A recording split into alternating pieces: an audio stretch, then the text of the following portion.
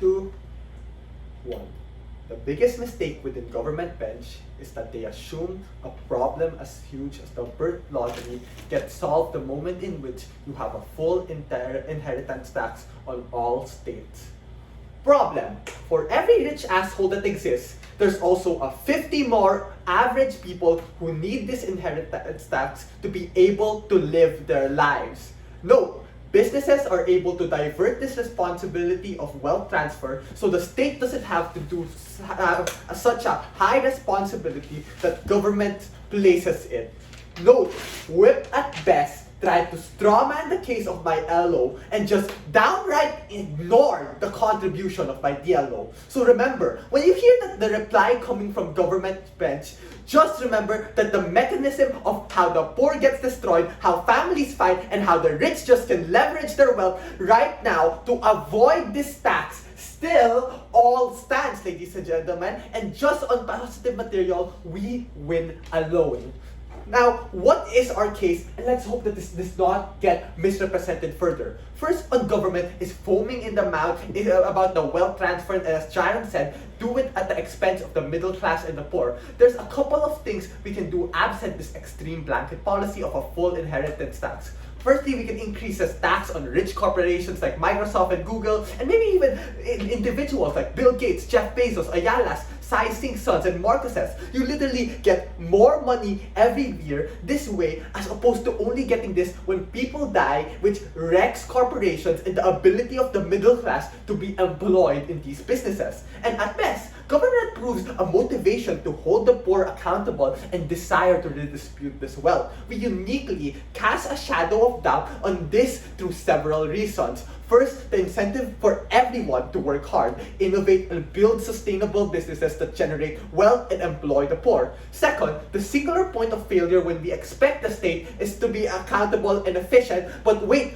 government says that they can't even build infrastructure, so why will they magically get competent when they get more money from the estate? Thirdly, the uncertainty and fragility of human life.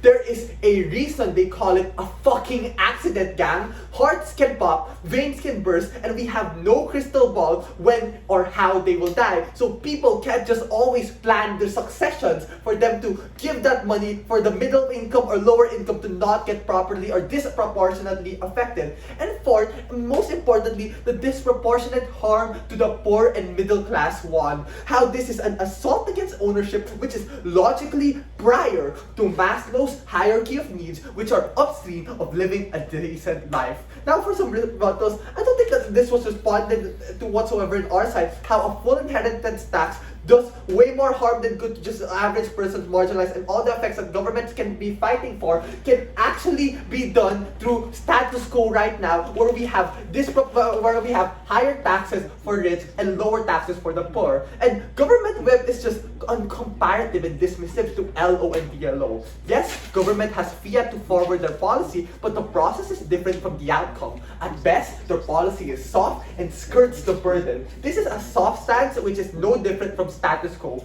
And then, I want to tell you that they try to put this banner of protecting and destroying the benevolent rich with the 100% blanket policy, and they will do it, but somehow, at the same time, they will not tax the poor. Wait, not taxing the poor, that's really heavily skirting the burden, because poor people own estate too. I feel like they already lost from Prime Minister and they never properly justified on why poor people are the only ones. I'll give you 3 reasons why half their arguments shouldn't be considered. Firstly, they don't sufficiently prove how poor people don't have these estates, guys. Mentioning the Constitution says that, oh, we should have proportional tax in the Philippines does not remove the facts that they still don't own estates when they die, guys. Hear, hear. Secondly, the motion does not say rich only. Maybe if it was worded, this house would implement a full inheritance tax on the richest brackets estates, maybe their arguments could work, but the motion says this house would implement a full inheritance tax on all estates. Here, here. Third, we have already called this out from LO and DLO, and here at WHIP 2, and they still choose to limit their debate to rich people only being effective. So adjudicator, I don't want to hear here at your OA,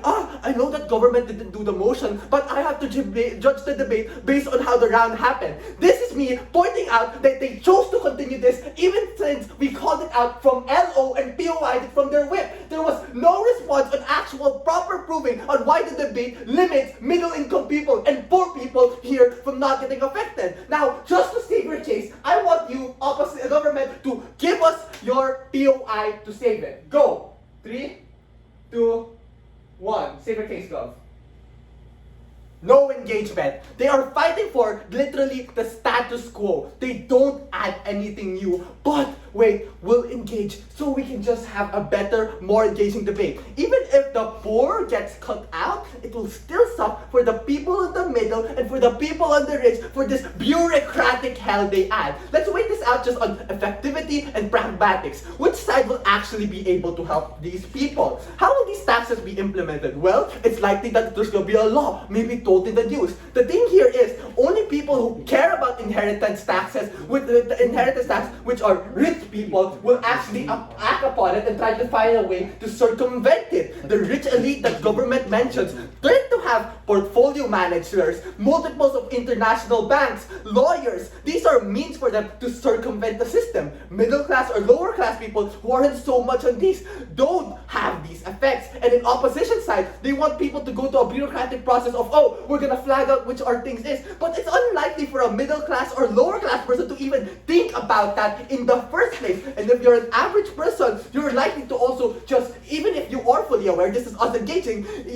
the problem here is people don't always feel urgent to do it. They think that, I still have 40 years to live, then boom, car crash, boom, aneurysm, boom, any possible death you can imagine. And you can't just say that, everyone's gonna do this. No, it's people procrastinate all the time, and what's ending up happening is all their estate that could have been gone to their children are going to the government instead. But the rich people, they'll find a way to circumnavigate it. They'll give the property before they die. They'll give it to a weird corporation that can't be taxed or stolen by the government. There are many ways for rich people to circumnavigate this, but the middle income don't have that means as much. So if they get disproportionately affected in their side, and the government literally takes their assets improperly and makes it harder and harder for them. So yeah, never have I been more proud to oppose this debate. Thanks.